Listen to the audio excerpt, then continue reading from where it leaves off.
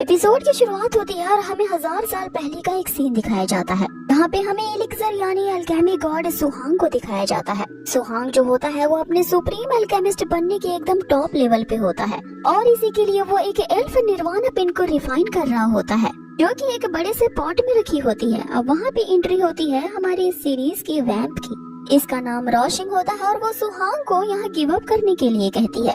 अब यहाँ सुहांग को इस बात पे यकीन नहीं आता है कि जिस रोशन को वो उतना पसंद करता था और उसी को ही प्रपोज करने के लिए वो इस निर्वाणा पिल को रिफाइन कर रहा था ताकि वो इस पिल को उसे दे सके, और वही आज उसे यहाँ मारने के लिए आई है ताकि वो इस डिवाइन इक्लिजर को रिफाइन करके इस दुनिया की सबसे नंबर 1 अल्केमिस्ट बन पाए। अब आगे हम देखते हैं कि रोशन अपने डिवाइन फायर का यूज करती है यहाँ सुहांग को मारने के लिए, और ये डिवाइन फायर उसने सुहांग से ही धोखे से लिया था।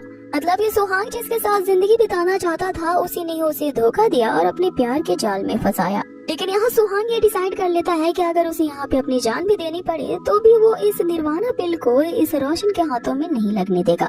इसलिए यहाँ पे वो अपने आप का बलिदान करते हुए उस पॉट के अंदर चला जाता है और वहाँ पे उस निर्वाणा पिल को रिफाइन करने की कोशिश करने लगता है, जिसपे एक बहुत बड़ा वहाँ पे ब्लास्ट होता है और सब कुछ तबाह हो जाता है। और अब हमें 1000 साल के बाद का सीन दिखाया जाता है जहाँ पे लैनहू एकेडमी में अपने मार्शल आर्ट को अवेक करने का टेस्ट चल रहा होता है। हमें एक कैरेक्टर दिखाया जाता है जो कि हमारे इस सीरीज का मेन लीड है। इसका नाम सूतियांग होता है जो कि उस एकेडमी का एक डिसिपल बनने के लिए अपने मार्शल आर्ट्स का टेस्ट देने के लिए यहाँ पे आया होता है।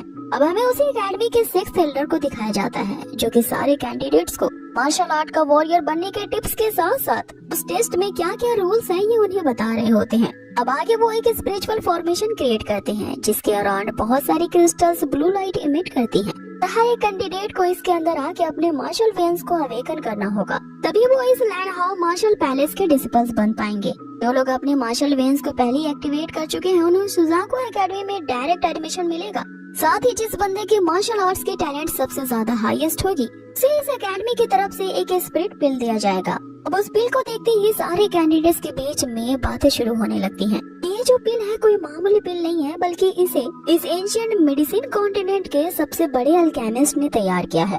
इस पूरे कॉन्टिनेंट में अल्केमिस्ट को काफी नोबल माना जाता है क्योंकि इस पूरे एम्पायर में बस कुछ ही ऐसे कल्टिवेटर्स हैं जिन्होंने अपने अल्केमिस्ट लेवल को अचीव किया है। जिसकी भी हत्थे में ये स्पिरिट पिल लगेगा वो एक ही झटके में अपने 5 स्टार मार्शल रेल में ब्रेक थ्रू कर पाएगा। वो उसी पिल को पाने के लिए सारे कैंडिडेट्स के बीच होड़ लग जाती है। इतने में हम वहाँ पे एक लड़की को देखते हैं जिसका नाम मोहाना होता है। ये हमारे मेन लीड सूतियांग को नीचा दिखा रही होती है। से ये कहती है कि तुम इस स्पिरिट पिल को डिजर्व नहीं करते। साथ ही मोहाना के पास वाला बंदा यहाँ सूतियांग से कहता है कि लगता है कि तुम कुछ दिनों की पिटाई भूल गए हो, जबकि मेरे ब्रदर हानफेंग ने तुम्हें इतने बुरी तरीके से मारा था कि तुम्हारे अंदर के मेरिडियन वेन्स पूरी तरह से डिस्ट्रॉय हो चुके हैं। फिर भी तुम यहाँ इस मार्शल टेस्ट को देने के लिए आ गए हो तो तुम्हारी हिम्मत की दाग देनी पड़ेगी। अब हमें मोहाना के फ्लैशबैक को दिखाया जाता है। यहाँ पे आने का उसका रीजन यही होता है, वो सूतियांग को मानी मन पसंद करती थी और जब वो अपने प्यार का इकरार करने के लिए सूतियांग के पास जाती है तो सूतियांग उसे इग्नोर करते हुए उसको प्रपोजल को रिजेक्ट कर देता है। इसी रिजेक्शन का बदला वो यहाँ सूतियांग से ले रही होती है। अब यहाँ पे सभी मोहाना का नेचर जानते थे कि वो कितनी क्रूर है, इसीलिए सारे जो कैंडिडेट होते हैं वो यहाँ सूतियांग का ही साथ देते हैं। स्पेशली जो वहाँ की लड़कियां होती हैं वो सूतियांग को चेयर करने के लिए कहती है कि तुम चाहे किस भी लेवल पे पहुँचो हम तुम्हें हमेशा सपोर्ट करेंगे। अब यहाँ एल्डर जो होते हैं वो सभी को शांत कराते हैं कि इसी बीच सूतियांग जो होता है वो यहाँ कहता है कि वो सबसे पहले अपने मार्शल आर्ट के टेस्ट को यहाँ देना चाहता है ताकि इन लोगों को ये साबित कर दे इन सभी में सबसे ज्यादा हाईएस्ट मार्शल आर्ट के अवेकन करने की शक्ति इसके पास है। जिसपे एल्डर उससे पूछते हैं कि तुम कुछ दिन पहले काफी इंजर्ड थे और इंजर्ड पर्सन के जो मेरिडियंस होते हैं पूरी तरह से डैमेज होते हैं। अपने डैमेज मेरिडियन के साथ कोई भी अपने मार्शल आर्ट्स को जगा नहीं सकता। जिसपे सूतियांग अब ये कहते हुए कि अब वो पूरी तरह से हील हो चुका है और वो काफी कॉन्फिडेंट है अपने मार्शल आर्ट्स के टेस्ट को देने के लिए। बाकी टेस्ट की शुरुआत यहाँ सूतियांग से होती है और वो जाके उन क्रिस्टल्स के बीच बैठ के कल्टिवेट करने लगता है। इसी बीच हम पहाड़ी के ऊपर एक और लड़की को देखते हैं जो कि सूतियांग को चुपके से देख रही होती है। हमें यहाँ पता चलता है कि ये सूतियांग के ही फियांसे है, लेकिन वो यहाँ सूतियांग के टैलेंट को देखने के लिए नहीं बल्कि उससे एक डील करने के लिए यहाँ पे आई होती है। बाकी हमें यहाँ टेस्ट का सीन दिखाया जाता है जहाँ एल्डर जो होते हैं सूतियांग को बताते हैं कि अगर तुमने एक टाइम लिमिट के अंदर अपने मार्शल वेन्स को एक्टिवेट नहीं किया तो तुम्हें फेलियर घोषित किया जाएगा। अब आगे हम देखते हैं कि सूतियांग अपने मार्शल आर्ट्स को अवेक करने की प्रक्रिया शुरू करता है। लेकिन थोड़ी ही देर बाद उसकी फॉर्मेशन में टर्बुलेंस होने लगता है। उसका जो हार्ट रेट है वो काफी ज्यादा बढ़ जाता है। सभी को यही लगता है कि अब सू तियांग यहाँ पे फेल हो जाएगा, लेकिन हम तभी देखते हैं कि सू तियांग अपने पेन के एक्सट्रीम लेवल पे पहुंच जाता है, जहाँ उसे मेमोरीज की कुछ धुंधली यादें दिखती हैं। अब ये यादें जो होती हैं वो उसी इक्लिजर गॉड सुहांग की होती है, जिसे एपिसोड की शुरुआत में हमने देखा था। और ये जो सुहांग होता है यहाँ सू तियांग के ही एंसेस्टर होते हैं। अब यहाँ सू तियांग की आंखें खुलती हैं और उसे समझ में आता है कि वो जो इक्लिजर गॉड है, जो कि उसके एंसेस्टर है, उसी की ही विरासत को सू तियांग ने इनहेरिटेंस किया है, इसीलिए अपने एंसेस्टर की मेमोरीज उसे दिख रही हैं। और यहाँ वो डिसाइड कर लेता है कि वो अपने एंसेस्टर सुहांग के धोखे का बदला रोशन से लेकर के ही रहेगा। अब इतने में ही यहाँ टाइम लिमिट खत्म होती है और हम मोहाना को देखते हैं, जो कि एल्डर से कह रही होती है इस जोकर को और भी ज्यादा टाइम देने की जरूरत नहीं है, क्योंकि ये अपनी मार्शल आर्ट्स को कभी अवेक नहीं कर पाएगा। इसीलिए अब एल्डर अगली कैंडिडेट मोहाना को बुलाते हैं। तब आगे मोहाना स्टेज की तरफ बढ़ती है, ये सोचते हुए कि वो अपने मार्शल आर्ट्स को यहाँ पे अवेक कर लेगी और अपनी रिजेक्शन का बदला वो सू तियांग से अपने पैरों तरह उसे रौंदते हुए लेगी। अब हम इतने में देखते हैं कि यहाँ सू तियांग के चारों तरफ वो जो 6 क्रिस्टल होते हैं वो ब्लू लाइट इमिट करने लगते हैं। इसका मतलब ये होता है कि सू तियांग ने न केवल हेवन लेवल के मार्शल आर्ट्स को अवेकन किया है, बल्कि जो उसके मार्शल वेन्स है वो ऐसे लेवल पे रीच कर चुके हैं, जिसके कारण अब उसने अपनी फायर एंड आइस की डुअल एलिमेंट को भी अवेक कर लिया है।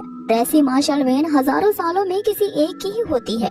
यहाँ एल्डर उसके अचीवमेंट से काफी खुश होते हैं और आने वाले समय का उसे एक पियरलेस जीनियस बताते हैं। अब दूर से ही उसकी फियांसे ये सब कुछ देख रही होती है, जिसे यकीन नहीं आता है कि जिस बंदे से वो आज यहाँ एंगेजमेंट तोड़ने के लिए आई है वो एक्चुअल में उसी के लेवल के बराबर आ चुका है, जो कि डुअल सिस्टम हेवन लेवल का मार्शल आर्ट है। अब अगले सीन में जहाँ एल्डर सू तियांग को उसका रिवॉर्ड देने ही वाले होते हैं कि तभी एक न्यू कैरेक्टर की एंट्री होती है। ये बंदा लैनहाओ एकेडमी का एक जीनियस हान फेंग होता है और यही वो बंदा होता है जिसने कुछ दिन पहले सू तियांग को सीरियसली इंजर्ड किया था। हमें एक फ्लैशबैक दिखाया जाता है जहां हान फेंग सू तियांग को बुरी तरीके से मार रहा होता है और उसे ये कहते हुए कि याद रखो वो बंदा जिसने तुम्हें मारा है वो मैं हूँ, और अगर तुम मुझसे बदला लेना चाहते हो तो आ जाना मेरा मुकाबला करने। अब हान फेंग जो होता है वो सू तियांग पे यहाँ चीटिंग करने का इल्जाम लगाता है, क्योंकि कुछ दिन पहले उसने सू तियांग को इतना मारा था कि उसके पूरी तरह से मेरिडियंस ब्लॉक हो चुके थे। और जिस बंदे के मेरिडियंस ब्लॉक होते हैं आखिर कैसे पॉसिबल है कि वो हेवनली लेवल का मार्शल आर्ट्स को अवेक कर पाए। और हो सकता है इसने एक ऐसा इक्लिजर यूज किया होगा जिससे हम सभी को यहाँ पे इल्यूजन हुआ है। अब उसका जो भाई होता है वो भी यहाँ सू तियांग पे चीटिंग का इल्जाम लगाता है, जिसमें सू तियांग उसे कहता है कि अगर तुम्हें इतना ही शक हो रहा है तो क्यों ना तुम मेरे साथ एक मैच कर लो, ताकि तुम्हें ये प्रूफ मिल जाए कि आखिर मैंने अपने मार्शल आर्ट के डुअल सिस्टम को अवेक किया है कि नहीं। अब हान फेंग उसके चैलेंज को एक्सेप्ट कर लेता है और आगे उनके मैच के लिए एल्डर एक बाउंड्री क्रिएट करते हैं। बस यही रूल तय होता है कि जो भी बंदा उस बाउंड्री से बाहर निकलेगा उसे फेलियर घोषित किया जाएगा। ये दोनों उस बाउंड्री के अंदर आते हैं और सबसे पहले अटैक करने वाला हान फेंग होता है, जो कि अपने मार्शल वेन से यहाँ सू तियांग पे अटैक करता है। लेकिन सू तियांग का पलटवार काफी ज्यादा रोचक होता है। वो एक ऐसा इंसेक्ट जनरेट करता है और वो जो मधुमक्खी होती है वो हान फेंग को ऐसी जगह काटती है कि वो उछलने लगता है। आगे हम उसके मार्शल वेन्स को देखते हैं जिसे सू तियांग अपने आइस पावर से पूरी तरह से फ्रीज कर देता है और अब अपने फायर एलिमेंट का यूज करता है। अब आगे सू तियांग की एक भी प्रहार को वो हान फेंग यहाँ पे सह नहीं पाता और वो नीचे गिरता है कि तभी हम सू तियांग को उसके पास आता देखते हैं और वो बिल्कुल वही डायलॉग कहता है जो कि इस हान फेंग ने सू तियांग को मारते हुए कहा था, अच्छे से देख लो, तुम्हें मारने वाला और कोई नहीं बल्कि मैं सू तियांग हूँ, और अगर तुम इसका बदला लेना चाहते हो तो आ जाना मुझसे मुकाबला करने। अब आगे सू तियांग की एक किक से ही वो बाउंड्री के बाहर निकलता है और यहाँ सारे लोगों को ये यकीन आ जाता है कि सू तियांग ने वाकई में अपने dual system fire and ice element को अवेक कर लिया है।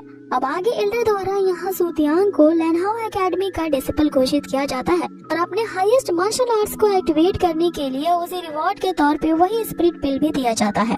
अब यहाँ सू तियांग एल्डर से ये कहते हुए अलविदा लेता है कि वो टाइम से सुदाको एकेडमी में पहुँच जाएगा। आगे का सीन हमें एक जंगल के सुनसान रास्ते का सीन दिखाया जाता है, जहाँ सू तियांग को एक क्रीचर द्वारा आवाज लगाई जाती है। एक अजीब सा क्रीचर बाहर निकलता है जो अपना परिचय देता है। ये अपना नाम लिंगर बताता है और ये क्रीचर वास्तव में उस एल्फ निर्वाणा पिल का ही ट्रांसफॉर्मेशन रूप होता है। आगे सू तियांग के ये पूछने पर कि आखिर वो क्रीचर कौन है और उसने उसे मास्टर क्यों कहा है, लिंगर उसे बताता है कि वो कई सालों से सू तियांग के हार्ट के अंदर ही सील था और जब उसने अपने मार्शल आर्ट को अवेकन किया तो वो क्रीचर भी जाग गया, क्योंकि सू तियांग के ही एंसेस्टर ने उस निर्वाणा पिल को रिफाइन किया था। जबकि सू तियांग उन्हीं का वंशज है तो अब से उनका नया मास्टर सू तियांग ही होगा। अब यहाँ सू तियांग को ये यकीन नहीं आता कि वो निर्वाणा पिल एक नए फॉर्म में भी ट्रांसफॉर्म हो सकता है। साथ ही उसके एंसेस्टर ने मरने से पहले उस एल्फ निर्वाणा पिल को रिफाइन कर लिया था। आगे लिंगर उसे बताता है कि उसकी कई सारी एबिलिटीज है, लेकिन वो अभी जागा है, इसलिए वो काफी वीक है क्योंकि उसके अंदर के मैजिक एलिक्सर की जो पावर है वो पूरी तरह से एग्जॉस्ट हो चुकी है। आगे सूतियांग के ये पूछने पर कि उसकी क्या क्या एबिलिटीज है और वो क्या क्या कर सकता है, लिंगर उसे बताता है कि वो दुनिया की हर एक चीज को पावर दे सकता है, उसके स्ट्रेंथ को काफी ज्यादा बढ़ा सकता है, साथ ही उसमें स्पिरिट्स को भी कंट्रोल करने की एडवांस पावर है। ये जान के सूतियांग काफी खुश हो जाता है कि उसकी आने वाली कल्टीवेशन जर्नी में ये क्रिएचर उसका काफी साथ देने वाला है, लेकिन अभी उसकी शक्तियाँ काफी वीक है, इसीलिए वो जुआन लेवल के ही ट्रेजर्स और एक्लेजर को स्ट्रेंथन दे सकता है। जैसे जैसे उसका मास्टर लेवल अप करेगा उसकी भी शक्तियाँ ग्रो होंगी। आगे लिंगर काफी ज्यादा वीक होता है, इसलिए वो सूतियांग से कुछ एलिक्सर्स सॉलो करने के लिए मांगता है, जिसपे सूतियांग उसे वही स्पिरिट पिल दे देता है जो कि अभी उसने रिवॉर्ड के तौर पे जीता था।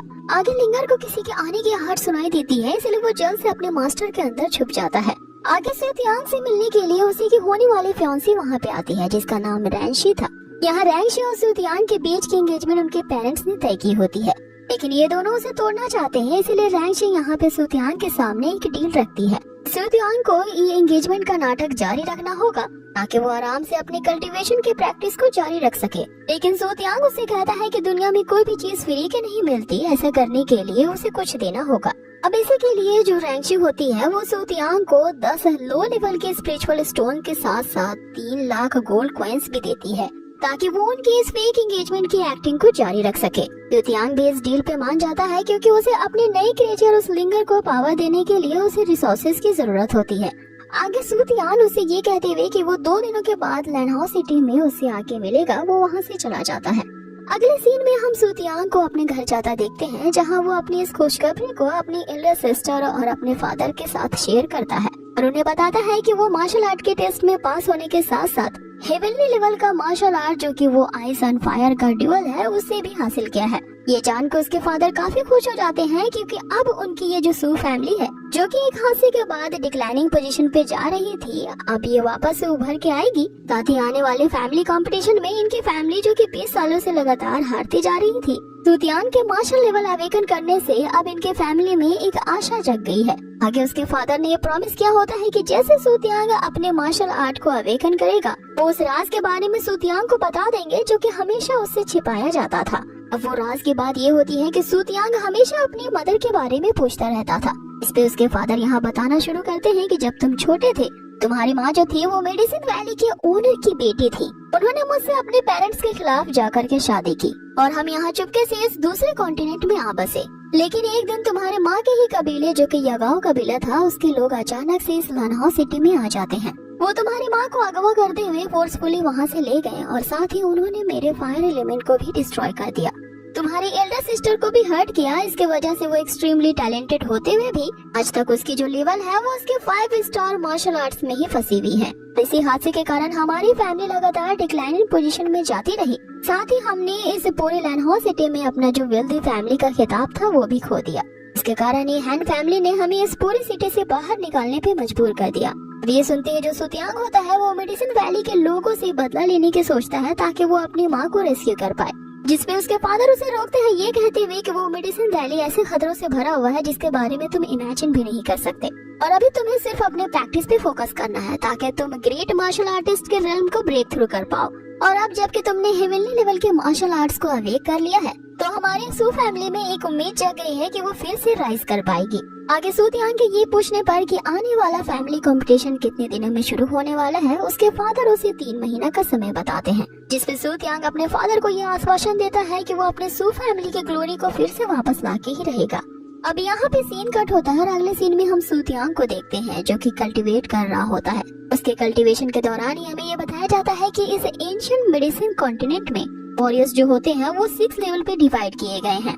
सबसे लो लेवल पे वॉरियर्स आते हैं, उसके बाद मार्शल आर्ट्स मास्टर आते हैं, उसके बाद ग्रेट मार्शल आर्ट मास्टर्स आते हैं और हर एक लेवल पे उसे अलग अलग पड़ाव पार करने होते हैं और ये पड़ाव होते हैं martial king, martial emperor, martial lord, martial संत और मार्शल एम्परर होते हैं और सबसे हाईएस्ट लेवल पे 11th रेल्म के गॉड ऑफ वॉर होते हैं। और जब भी कोई कल्टीवेटर अपने मार्शल आर्ट के वेन को ओपन करता है तो वो सबसे पहले वॉरियर रेल्म में आता है और अभी सूतियांग अपने वॉरियर रेल्म में है और 9 लेवल के मार्शल आर्ट रेस को पार करने के बाद ही कोई कल्टीवेटर अपने मार्शल आर्ट रेल्म में प्रवेश कर पाएगा।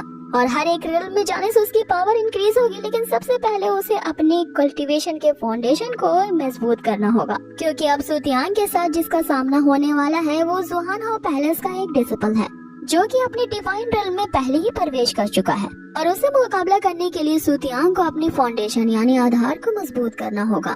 अब अपने आधार को यहाँ पर मजबूत करने के लिए सूतियांग उसी लो लेवल के स्पिरिचुअल स्टोन्स को निकालता है जो कि रैंची ने ही दिए थे।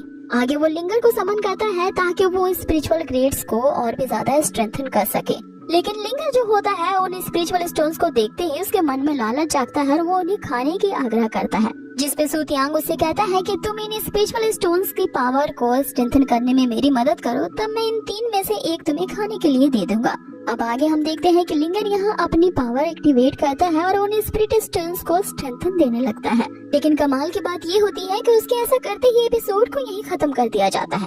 अब यहाँ से एपिसोड की शुरुआत होती है, जहाँ हम उस लिंगर को देखते हैं कि वो लो ग्रेड के स्पिरिचुअल स्टोन्स को स्ट्रेंथ यानी मजबूती दे रहा होता है। लेकिन लिंगर काफी ज्यादा वीक होता है क्योंकि वो अभी 1000 साल के बाद जागा है और ऐसा करने से उसकी पावर्स काफी ज्यादा वीक हो जाती है। इसीलिए इनाम के तौर पे सूतियांग उनमें से एक स्पिरिचुअल स्टोन को लिंगर को दे देता है और आगे लिंगर सूतियांग से ये कहते हुए कि जब भी मास्टर को मेरी जरूरत होगी वो मुझे पुकार सकते हैं।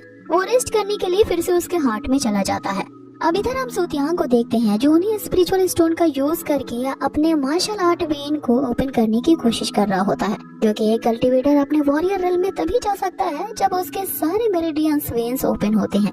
जैसे जैसे सूतियांग के यहाँ मार्शल वेन्स ओपन होंगे उसके फिजिकल फिटनेस के साथ साथ उसकी कॉम्बैट पावर भी इम्प्रूव होने लगेगी। लेकिन यहाँ सूतियांग की जो मार्शल आर्ट होती है वो ड्यूअल सिस्टम की होती है, जिसके तहत वो फायर एंड आइस को एक्टिवेट कर सकता था। इसीलिए वो जब भी एक नए लेवल पे ब्रेक थ्रू करेगा उसे अपने 2 मेरिडियंस वेन्स को ओपन करना होगा। यहाँ सूतियांग इसी चीज की प्रैक्टिस कर रहा होता है, जहाँ रात बीत जाती है और उसे पता चलता है कि मात्र 2 स्पिरिचुअल स्टोन्स का यूज करके उसने अपने 10 मार्शल वेन्स को ओपन कर लिया है और जुहानहो कल्टीवेशन के फर्स्ट लेवल पे पहुंच चुका है, जिसके कारण अब वो अपनी बॉडी में आइस एंड फायर की कॉम्बैक्ट पावर को महसूस कर रहा था। इतने में उसे किसी की चीखने की आवाज सुनाई देती है और वो बाहर जाके देखता है कि किंगलिंग फैमिली से कोई 2 बंदे आए हैं जो कि सूतियांग के फादर को यहाँ धमकी दे रहे होते हैं कि अगर उसने अपने बेटे की शादी किंगलिंग फैमिली के डॉटर से नहीं करवाई तो उनके ऊपर जो उन्होंने इतना बड़े रकम का कर्ज दिया है वो लोग उसे माफ नहीं करेंगे और अगर ये शादी हो जाती है तो वो उस कर्ज को माफ कर देंगे। कि वो उन्हें ये भी ऑफर देते हैं कि अगर वो इस मैरिज के लिए मान जाते हैं तो फिर से सू फैमिली को प्रेस्टिजियस फैमिली का खिताब दिया जाएगा और उन्हें फैमिली डिबेट में भी फिर से भाग लेने का अवसर दिया जाएगा। लेकिन यहाँ सूतियांग इस जबरदस्ती के मैरिज को नहीं करवाना चाहते थे, इसीलिए वो उन दोनों बंदों से कहते हैं कि वो किसी भी हाल में जो उनका कर्ज है जो कि 500,000 गोल्ड कॉइन्स होते हैं वो किसी भी हाल में क्यान फैमिली को लौटा देंगे। लेकिन क्यान फैमिली के वो जो 2 बंदे होते हैं इन्हें प्रेशराइज करने लगते हैं, ये कहते हुए कि अगर तुमने इस मैरिज के प्रस्ताव को नहीं माना तुम अपने प्रेस्टिजियस फैमिली होने का खिताब खो दोगे, साथ ही तुम्हें इस लैंडहाउस सिटी से भी निकाल दिया जाएगा। जिसपे फादर उन्हें करारा जवाब देते हैं कि किसी की भी हिम्मत नहीं है हमारी सू फैमिली के प्रॉपर्टी को इस तरह से हाथ लगाने की।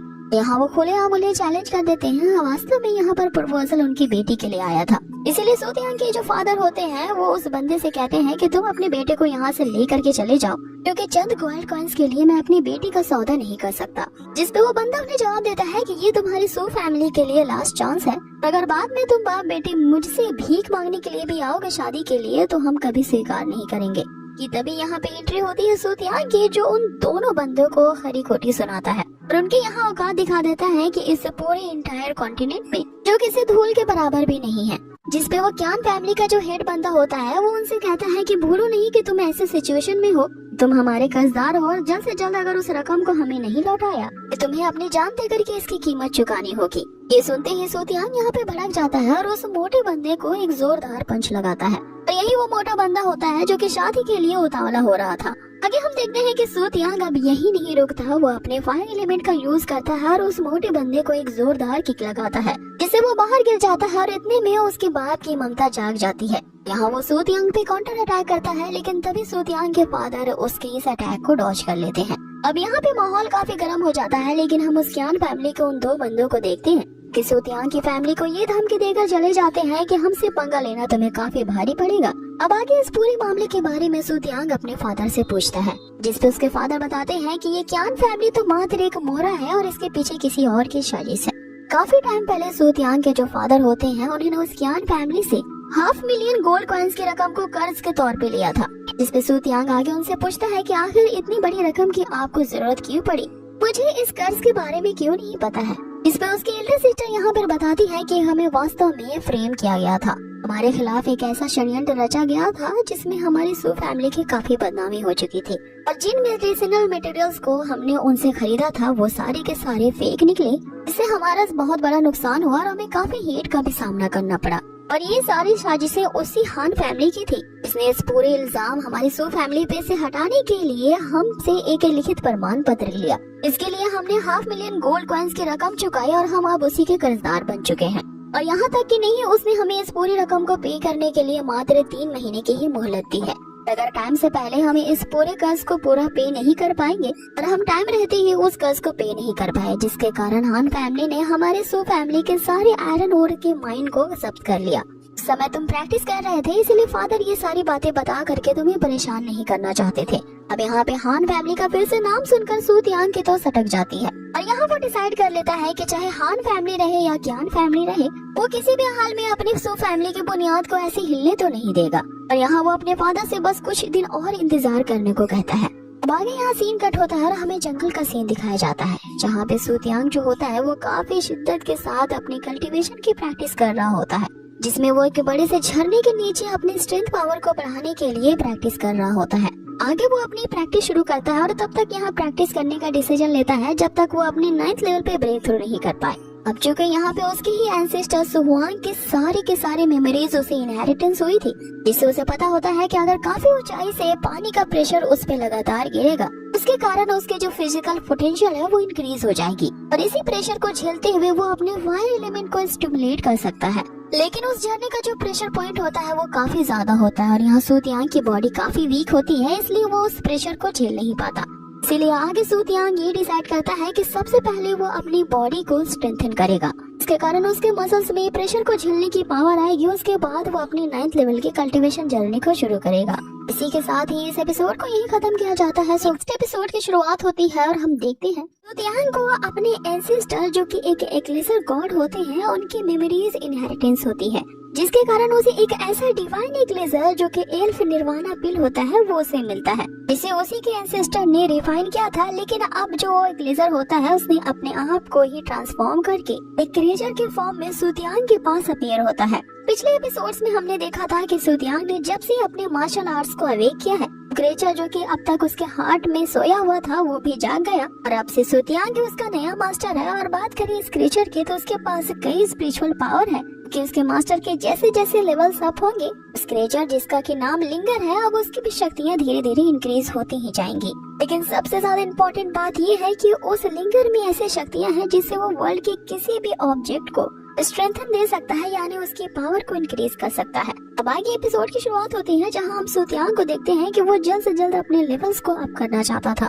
के कारण वो काफी दिनों से एक ही जगह पे कल्टीवेट कर रहा होता है, लेकिन वो इसके प्रेशर को झेल नहीं पाता। इसलिए ये डिसाइड करता है कि उसे सबसे पहले अपनी मसल पावर की स्ट्रेंथ को गेन करना होगा। आगे वो इसी चीज की प्रैक्टिस कर रहा होता है और फाइनली हम देखते हैं कि वो अपने स्ट्रेंथ के फर्स्ट लेवल को कल्टीवेट कर चुका होता है। एक स्पिरिचुअल सांप वहाँ पे सूतियांग पे अटैक करता है। अब ये सूतियांग के लिए सबसे अच्छा मौका होता है अपनी स्ट्रेंथ को यहाँ पे जांचने का और आगे हम देखते हैं कि सूतियांग अपने एक पंच से ही उस सांप को वहीं मार डालता है और अब उसी स्नेक के मीट को वो एंजॉय कर रहा होता है और इसी तरह से प्रैक्टिस करते हुए यहाँ पे सूतियांग को कई दिन बीत जाते हैं। फाइनली अपने बॉडी को वो जितना स्ट्रेंथ देना चाहता था उतना वो कर चुका होता है, इसीलिए वो अब घर वापस जाने का डिसाइड करता है। तभी उसे अचानक से जंगल में किसी के आने की आहट सुनाई देती है। अब सूतियांग वहाँ पे पहुँचता है जहाँ पे वो एक ओल्ड मैन को देखता है जिसकी हालत काफी खराब होती है और वो अपने मरने के कगार पे था।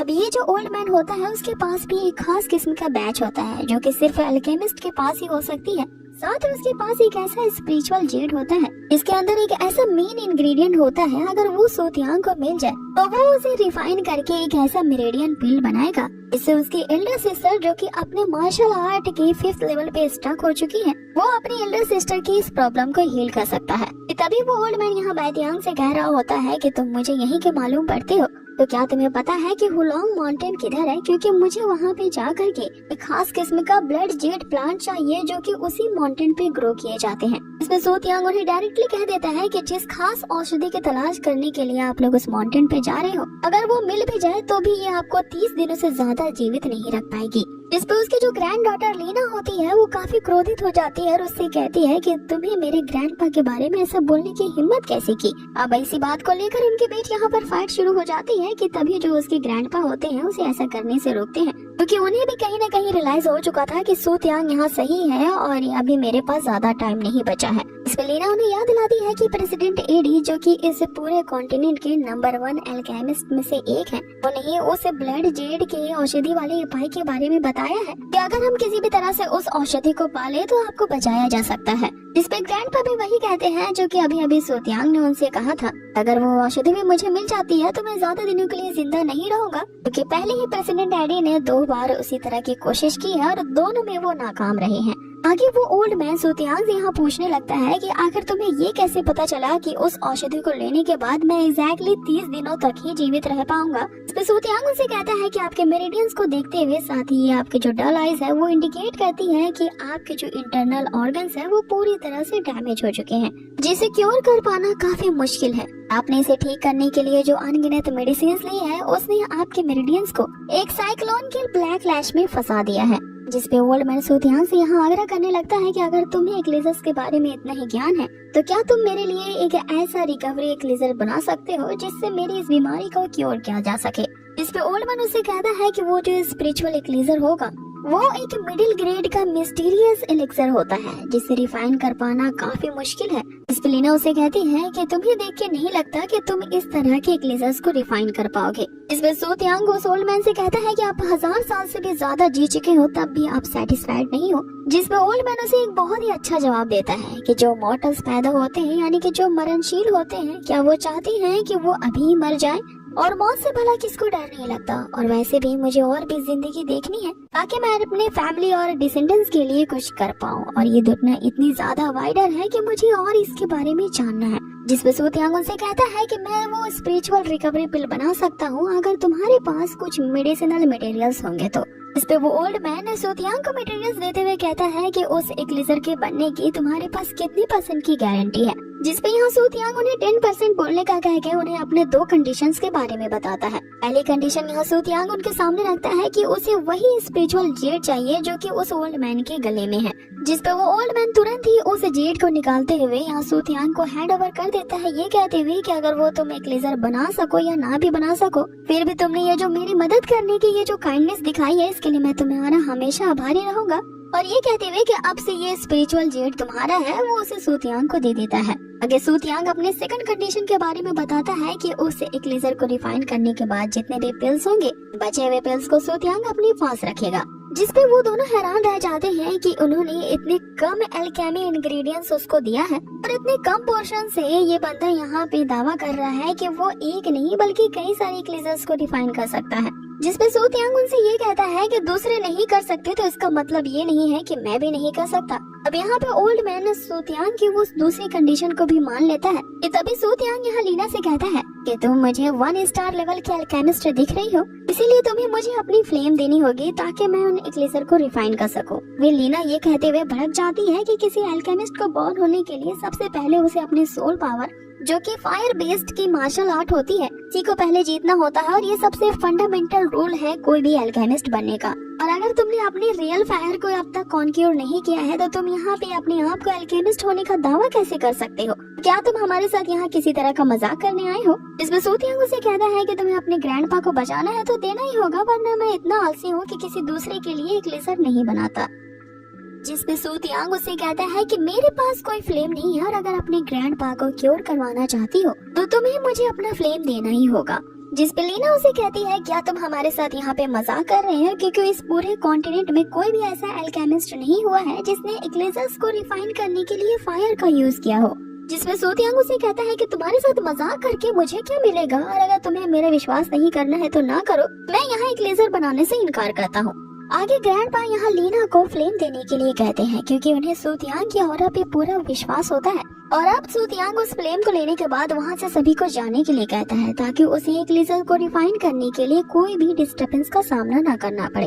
आगे यहाँ लीना को अभी सूतियांग पे विश्वास नहीं होता है क्योंकि उस एंशिएंट मेडिसिन कॉन्टिनेंट पे सिर्फ एक ही ऐसा एल्केमिस्ट है जिसके पास 3 स्टार होने का बैच है, और वो बंदा और कोई नहीं बल्कि प्रेसिडेंट एडी होते हैं जो पूरे एल्केमी एसोसिएशन के मेन हेड होते हैं। तो क्या उस प्रेसिडेंट एडी के स्किल्स को ये बंदा मात दे पाएगा? जिस पर उसके ग्रैंडफादर बताते हैं कि मुझे इस बंदे की ऑरा काफी स्पेशल मालूम होती है और मुझे यकीन है कि ये जरूर उस एक लेजर को रिफाइन कर पाएगा। आगे हम यहाँ सूतियांग को देखते हैं जो कि लिंगर को ये ऑर्डर देता है कि वो जल्द से जल्द इन मेडिसिनल मटेरियल की पावर को इंक्रीज कर दे, और अब लिंगर कैसा करते हैं सूतियांग उस एक लेजर को रिफाइन करना शुरू कर देता है। अब आगे हम हवा में एक बहुत ही बड़े पॉट को अपीयर होता देखते हैं, जिसे देख के लीना यहाँ समझ जाती है कि इस तरह के एक लेजर को रिफाइन करने के लिए काफी बड़ी तादाद में फ्लेम की जरूरत होती है, लेकिन उसने फ्लेम तो मुझसे बोरो किया है और अगर वो इस चीज को कंट्रोल नहीं कर पाया तो उसकी सारी मेहनत यहाँ पे वेस्ट हो जाएगी। इस तरह की रिफाइनिंग टेक्निक को देख करके ग्रैंडपा पूरी तरह से दंग रह जाते हैं कि आखिर ये कौन सा एल्केमिस्ट है जो इस तरह की नई टेक्निक को आजमा रहा है। अब आगे हम देखते हैं कि सूतियांग यहाँ पे एक नहीं बल्कि तीन रिकवरी एक्लेजर्स को रिफाइन कर लेता है। में से वो एक उस ओल्ड मैन को देता है और अपनी शर्त के मुताबिक 2 अपने पास रखता है। अब यहाँ पे वो जो ओल्ड मैन होता है वो सूतियांग को थैंक्स कहने लगता है कि अगर उसकी इंजरी हील हो जाती है तो वो डेफिनेटली अपनी इसी लाइफ में उसकी काइंडनेस को रीपे करेगा, जिसमें सूतियांग उसे कहता है कि थैंक्स कहने से पहले ये देख तो ले कि ये पिल अच्छे से काम कर रही है कि नहीं। आगे वो ओल्ड मैन उस एक्लेजर को खा लेता है और अब वो पूरी तरह से हील हो चुका था, जिसे देखते हुए लीना यहाँ पे अपनी पहले की बदतमीजी के लिए यहाँ सूतियांग से माफी भी मांगती है। आती वो उसे थैंक्स कहने के लिए उसे एक ऐसा स्टार गोल्डन कार्ड देती है जिसके बारे में अभी आपको आगे पता चलेगा। अब यहाँ लीना तो पूरी तरह से सूतियांग से इम्प्रेस हो चुकी होती है, इसलिए वो उसका नाम पता जानना चाहती थी। इसमें सूतियांग वहाँ से ये कहते हुए चला जाता है कि अगर डेस्टिनी ने हमें चांस दिया तो हमारी मुलाकात दोबारा होगी, लेकिन याद रखना किसी को देख करके यूं ही उसकी काबिलियत को जज मत करना कि वो कर सकता है कि नहीं। अब आगे यहाँ सीन चेंज होता है और अब सूतियांग उस सारी रकम को खर्च करने के लिए सिटी में पहुँच चुका होता है। वहाँ पे हम उसे एक लेजर हाउस में जाता देखते हैं। वहाँ पे पहुँचते ही वो वहाँ के सेल्स गर्ल को एक लंबी चौड़ी लिस्ट बता देता है कि उनसे एक खास तरह के एक लेजर को बनाने के लिए इन इंग्रेडिएंट्स की जरूरत है। इस पे वो सेल्स गर्ल उससे कहती है कि इन चीजों को खरीदने के लिए आपको काफी ज्यादा पैसे की जरूरत होगी, जिसमें बैटियांग उसे कहता है कि पैसे की चिंता तुम मत करो, मुझे बस वो इंग्रेडिएंट्स दो जो मैंने तुम्हें अभी बताए हैं। बाकी वो लड़की उसे वेट करने को कहती है और थोड़ी देर के बाद एक बैग के साथ वहाँ पे अपीयर होती है। ये पोटली काफी ज्यादा खास होती है जिसमें कई तरह की चीजों को हम एक ही साथ और काफी क्वांटिटी में रख सकते हैं। अब इस पोटली को यूनिवर्स बैग कहते हैं क्योंकि इस पोटली में पूरा यूनिवर्स समाने की कैपेसिटी होती है। आगे वो सेल्स गर्ल उन सारे इंग्रेडिएंट्स और उस यूनिवर्सल बैग का टोटल उसे बिल बताती है जो कि 3,90,000 गोल्डन कॉइन्स होते हैं। अब उसकी पेमेंट करने के लिए सूतियांग उसे वही स्टार गोल्डन कार्ड देता है। अब वो कार्ड देखते ही वो सेल गर्ल उसे बताती है कि जिसके पास भी ये स्टार गोल्ड कार्ड होता है वो हमारे इस ट्रेजर हाउस का काफी वीआईपी कस्टमर होता है, जिसे हम अच्छा खासा डिस्काउंट देते हैं और आपको यहाँ पे डिस्काउंट देने के बाद सिर्फ 3,10,000 गोल्ड कॉइन्स ही पे करने होंगे। इसमें सूतियांग उसे डिस्काउंटेड मनी का भी यूज करना चाहता था और वो उस लड़की से कहता है कि मुझे सेकंड लेवल के वॉरक्राफ्ट डिमोनिक पिल्स चाहिए। अब इतने सारे इंग्रेडिएंट्स लेकर सूतियांग पूरी तरह से तैयार था अपनी कल्टीवेशन को प्रैक्टिस करने के लिए कि तभी उसे अचानक से याद आता है कि उसने अपनी होने वाली मंगेतर यानी रैंची से एक डील तय की होती है, जिसके अकॉर्डिंग उसे 2 दिनों के बाद इसी लैंड हाउस सिटी में उससे मिलना था। यहाँ पे वो एक लेजर द्वारा रैंची को संपर्क करता है कि वो अब इस लैंड हाउस सिटी में पहुँच चुका है, जिसपे रैंची उसे एक खास टाइम और एक खास जगह मिलने के लिए बुलाती है ताकि वो वहाँ पे एक प्राइवेट परफॉर्मेंस को एंजॉय कर सके और इसी होने वाली परफॉर्मेंस के बैकग्राउंड में वो उसे मिलने के लिए बुलाती है। अब आगे यहाँ सीन चेंज होता है और हम सूतियांग को उसी परफॉर्मेंस हॉल में जाता देखते हैं जहाँ पे वो रैंची से मिलता है और अब हमें वहाँ पे एक और लड़की को दिखाया जाता है। ये लड़की कौन होती है इसकी आइडेंटिटी के बारे में हमें तो नहीं बताया जाता, जिसका खुलासा अगले एपिसोड में होगा। अगले एपिसोड की शुरुआत होती है और हम देखते हैं जो सूतियांग होता है वो एक मरते हुए ओल्ड मैन की मदद करता है वही डिवाइन एक्लेजर का निर्माण करके। साथ ही वो उसके सामने 2 कंडीशन रखता है कि अगर वो उसके लिए रिकवरी पिल बना लेता है उसके गले में जो एक ग्रीन जेड है वो उसे दे देगा, और दूसरी कंडीशन ये होती है अगर 1 से ज्यादा रिकवरी पिल्स बन जाते हैं तो वो एक ओल्ड मैन को देगा और बाकी सारे अपने पास रखेगा। अब उस रिकवरी पिल के बन जाने से वो ओल्ड मैन काफी ज्यादा खुश हो जाता है क्योंकि अब उसकी बीमारी पूरी तरह से हील हो चुकी थी। सूतियांग को इसके लिए रिवॉर्ड भी दिया जाता है जो कि एक खास किस्म का स्टार गोल्ड कार्ड होता है। इस कार्ड की मदद से सूतियांग अपने लिए काफी सारे ट्रेजर्स खरीदता है ताकि वो अपनी आगे की प्रैक्टिस कंटिन्यू कर सके। अब आगे एपिसोड की शुरुआत होती है जहाँ पे हम देखते हैं कि सूतियांग अब अपने फियांसे रैंशी से मिलने के लिए लैनहाउ सिटी में पहुंच चुका था क्योंकि रैंसी की मदद करने के लिए उसने एक डील तय की होती है और यहाँ सूतियांग ने उससे भी पैसे लिए होते हैं। अब आगे रैंसी सूतियांग को अपनी एक खास दोस्त से मिलवाती है जिसका नाम राया होता है। यहाँ रैंसी और सूतियांग के बीच हुई डील के अनुसार सूतियांग को रैंसी का दिखावे वाला फियांसे बनना था। यहाँ पे उसे अपने दोस्त के सामने ऐसा दिखावा करना होता है कि वो एक दूसरे से प्यार करते हैं तो उनकी जल्द ही एंगेजमेंट होने वाली है। लेकिन यहाँ पे हमें एक इंटरेस्टिंग सीन दिखाया जाता है। रैंसी जैसे ही अपनी फ्रेंड से मिलती है वो सूतियांग से काफी ज्यादा चिपकने की कोशिश करने लगती है और यहाँ पर सूतियांग इस चीज को देख करके वो भी उसके एक्ट में शामिल होता है और वो भी वैसा ही व्यवहार करता है। अब इस पे जैसे ही उसके दोस्त वहाँ से जाती है यहाँ पे रैंसी उसे कहने लगती है कि तुम ज्यादा अपने ठरकीपन का दिखावा मेरे साथ मत करना और मेरे साथ नाटक कर रहे हो तो एक दायरे में रह के करना। अब आगे की बातचीत करने के लिए वो एक रेस्टोरेंट में बैठते हैं जहाँ पे वो कई सारी इधर उधर की बातें करते हैं। अब यहाँ पे रिया के पूछने पर कि आखिर उनकी मुलाकात कैसे हुई, रैंसी बताना शुरू करती है कि जो सूतियांग के ग्रैंडफादर होते हैं उन्हें एक बार मेरे ग्रैंडफादर की जान बचाई होती है। तभी से हमारी फैमिली एक दूसरे के साथ काफी अच्छी बॉन्डिंग शेयर करती है। इसी फ्रेंडशिप को रिश्तेदारी में बदलने के लिए हमारा एंगेजमेंट कर दिया गया। लेकिन पहले मुझे सूतियांग पसंद नहीं होता है लेकिन जब से मैं इससे हाल ही में मिली हुई है मुझे काफी पसंद आने लगा है क्योंकि जब से मैंने इसके एक्सटर्नल पावर्स देखी है मैं तो पूरी तरह से फ्लैट हो गई हूँ। अब इसी बात से यहाँ पर राया को अपने ग्रैंडफादर की भी इलनेस का याद आता है कि वो भी काफी क्रिटिकली इल है क्योंकि उन्होंने अपने एक ऐसे स्किल के कुछ ज्यादा ही प्रैक्टिस कर लिया है जिसके कारण उनकी बॉडी उनका साथ नहीं दे रही है और वो अब कोमा में चले गए हैं। इवन कि इस पूरे लैनहाउ सिटी के जो सबसे मेन अल्केमिस्ट हैं प्रेसिडेंट एडी ने भी उनका क्योर करने से मना कर दिया है, जिसपे सूतियांग उसे ऑफर करता है कि मेरे पास उनकी बीमारी का इलाज है, मेरे पास एक ऐसी रिकवरी पिल है जिनसे उनकी बीमारी तो पूरी तरह से दूर हो सकती है और अगर तुम चाहो तो मैं वो पिल तुम्हें बेच सकता हूँ। ये सुनते ही जो रैंसी होती है वो पूरी तरह से सूतियांग पे चिल्लाने लगती है कि ये मेरी बेस्ट फ्रेंड है, तुम क्या इसी तरह से पिल नहीं दे सकती, इसे भी बेचना जरूरी है। तो सूतियांग उसे कहता है कि मुझे उस पिल को बनाने के लिए कई ज्यादा कॉस्ट लगानी पड़ी है, उस लागत को वसूलने के लिए मैं इसे फ्री में तो सेल नहीं कर सकता। जिसमें राया के पूछने पर कि आखिर उस रिकवरी पिल की कीमत क्या है, सूतियांग उसे बताता है कि उसे पूरे 3 लाख गोल्ड कॉइन्स देने होंगे।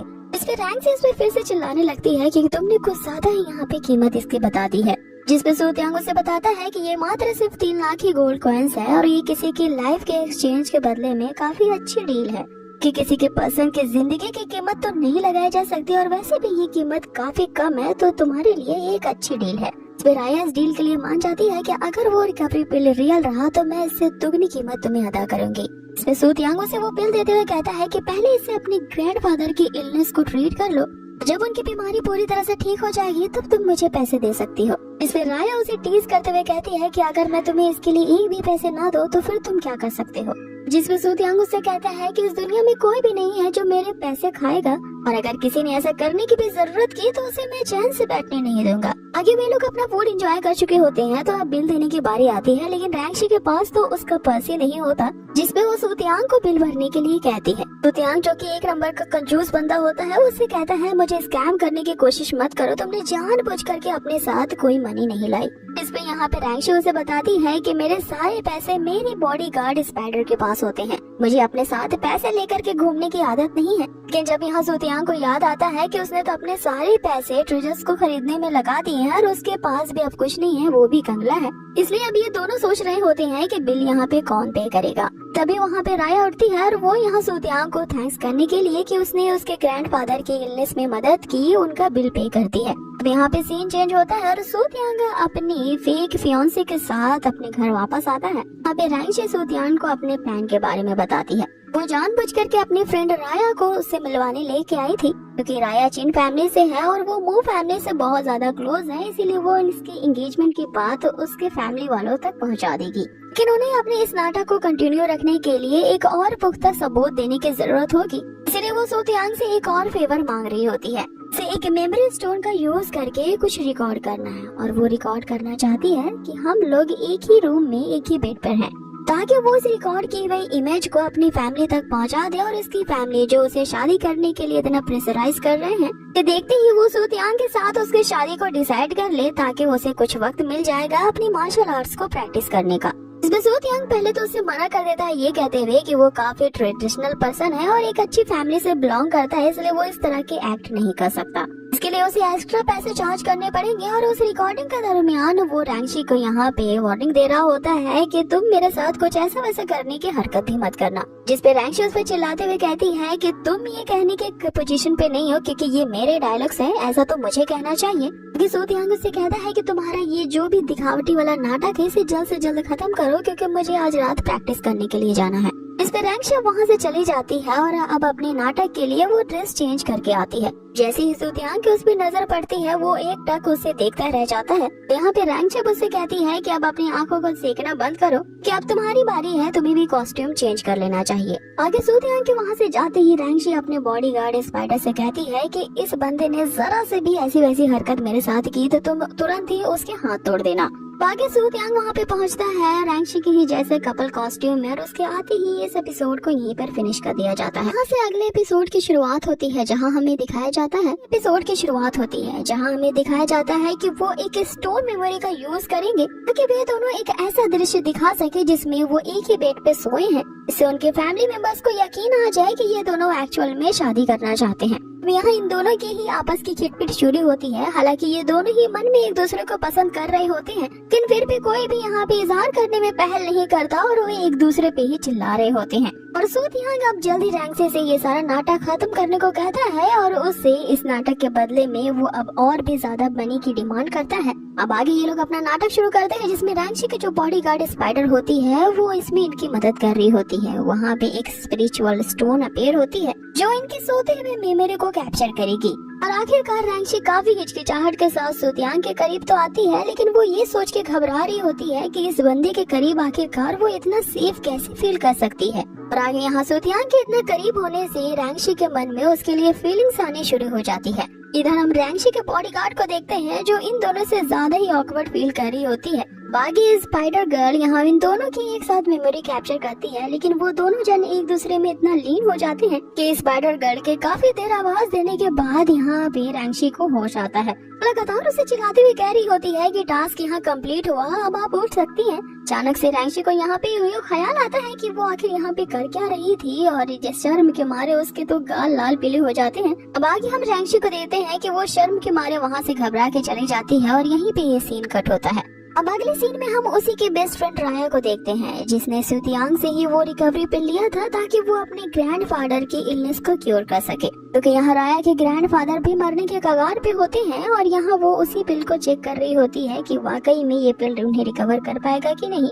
ये तभी वहाँ पे अचानक से राया के फादर आ जाते हैं जो राया को खूब डांटते हैं कि आखिर उसने ग्रैंडफादर को कौन सी चीज खिला दी है। इस पर राया उन्हें सारी बात बता देती है कि ये एक तरह का डिवाइन इक्विलाइजर है जो कि रिकवरी पिल की तरह भी काम करता है और ये उसने 3 लाख गोल्ड कॉइन देकर के खरीदा है। अब ये सुनती उसके फादर यहाँ राया को काफी डांट लगा देते हैं क्योंकि वो जो रिकवरी पिल होता है वो जुआन लेवल का पिल होता है और इस तरह का पिल कोई 3 लाख गोल्ड कॉइन में आखिर कैसे दे सकता है। उसके फादर उसकी काफी डांट लगाते हुए कहते हैं कि जरूर तुम्हें किसी ने बेवकूफ बना दिया है। लेकिन तभी हम देखते हैं कि यहाँ जो राया के ग्रैंडफादर होते हैं वो कुछ हरकत दिखाना शुरू करते हैं। राया के फादर उससे ये कहते हुए कि इन सब चीजों के लिए मैं तुम्हें बाद में देख लूंगा, तो क्या अभी हमें ग्रैंडपा की रिकवरी के बारे में सोचना है। आगे जो वो बंदा होता है वो ग्रैंडफादर को यहाँ पे हील करना शुरू कर देता है, जिससे हम देखते हैं कि थोड़ी देर में उसके ग्रैंडफादर की आंखें खुल जाती हैं और वो अब पूरी तरह से क्योर हो चुके होते हैं। ये देख के सारे लोग चौंक जाते हैं कि आखिर वो रिकवरी पिल रियल निकला। इस बात को लेकर के कि जो उनके ग्रैंडफादर है वो पूरी तरह से हील हो चुके हैं, पूरी चिन फैमिली में खुशी की लहर दौड़ जाती है। अब इसी के साथ ही यहाँ पे सीन चेंज होता है और अगले सीन में हम सूतियांग को देखते हैं जो कि कल्टीवेट कर रहा होता है। उसके साथ साथ वो जो उसका क्रिएचर लिंगर होता है वो भी अब पूरी तरीके से तैयार था, क्योंकि सूतियांग ने अपने मार्शल आर्ट के लेवल को काफी आसानी से पास कर लिया था। इसलिए अब उसे अपने नए मार्शल आर्ट की जर्नी के अगले पड़ाव के लिए लैनहाओ एकेडमी में जाना होता है। आगे हमें लैनहाओ एकेडमी के बारे में बताया जाता है जहाँ पे अलग अलग ब्रांचेस होते हैं और जो सूतियांग होता है वो इसी एकेडमी की एक ब्रांच लैनहाओ वूफी में एडमिशन लेता है, जो इस पूरे अल्केमिस्ट कॉन्टिनेंट का सबसे हाईएस्ट मार्शल आर्ट हाउस होता है। और इस एकेडमी में डिसेबल्स को चुनने के लिए यहाँ पे हाई लेवल के असाइनमेंट दिए जाते हैं, जिसके कारण उनके अंदर का एक्सट्रीम मार्शल आर्ट इनहेरिटेंस होगा। साथ ही उस मार्शल आर्ट हाउस में ऐसे एक्सट्रीमली ट्रेनिंग रिसोर्सेज हैं जो कि किसी भी डिसेबल की कल्टीवेशन लेवल को हायर से हायर लेवल तक पहुंचाने में काफी ज्यादा मदद करता है। साथ ही जो डिसेबल अपने कल्टीवेशन लेवल के पीक पॉइंट पे पहुंच जाते हैं, उन्हें अब इस एकेडमी के अगले पड़ाव जो कि स्पार्कल एकेडमी होता है वहाँ पे एडमिटेड किया जाएगा। फिर वहाँ से इन डिसेबल की एक अलग जर्नी शुरू होगी, जो कि अगला पड़ाव उनका ड्रैगन बनने के लिए होगा। ये जो ड्रैगन मैंस होते हैं वो यहाँ पे सबसे ज्यादा हाईएस्ट लेवल के कल्टीवेटर माने जाते हैं। अब आगे हम सू तियांग को देखते हैं कि वो लैनहाओ वुफू एकेडमी में तो पहुंच चुका था, जहां उसकी मुलाकात उसी सेक्स एल्डर से होती है और इसी सेक्स एल्डर ने यहाँ सू तियांग का मार्शल आर्ट के लेवल का टेस्ट लिया होता है।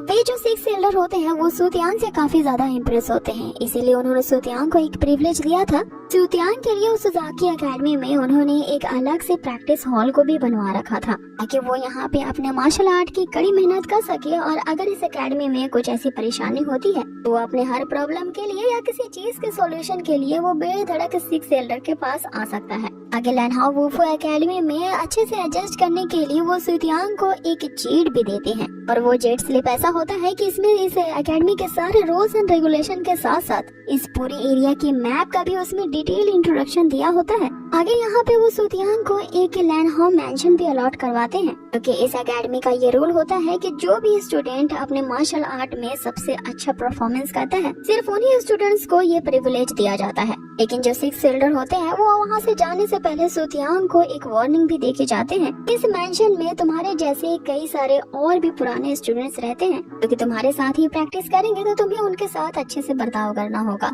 3 दिनों के बाद तुम्हारा उन लोगों के साथ कंपटीशन होगा, तो तुम्हें इसके लिए कड़ी मेहनत करनी होगी। अब आगे थर्ड एल्डर वहाँ से चले जाते हैं और अब सू तियांग से मिलने के लिए उसका पुराना राइवल हान फेंग भी वहाँ पे आ चुका था, जो कि सू तियांग से फिर से बदतमीजी करना शुरू कर देता है, जिसमें सू तियांग उससे कहता है कि लगता है कि पिछली बार की पिटाई तुम पूरी तरह से भूल चुके हो, इसीलिए मुझसे दोबारा पिटने के लिए यहाँ पे आ गए हो। जिसपे हान फेंग उसे ललकारते हुए कहता है कि अपने आप में ज्यादा प्राउड फील मत करो, पिछले बार जरूर मैं तुमसे हार गया था, लेकिन उस समय मैं काफी केयरलेस था। जिसपे सू तियांग उससे कहता है कि कमजोर लोग हमेशा बहाना बनाते हैं और अगर तुम स्मार्ट होते तो मुझसे भिड़ने के लिए दोबारा यहाँ पे नहीं आते।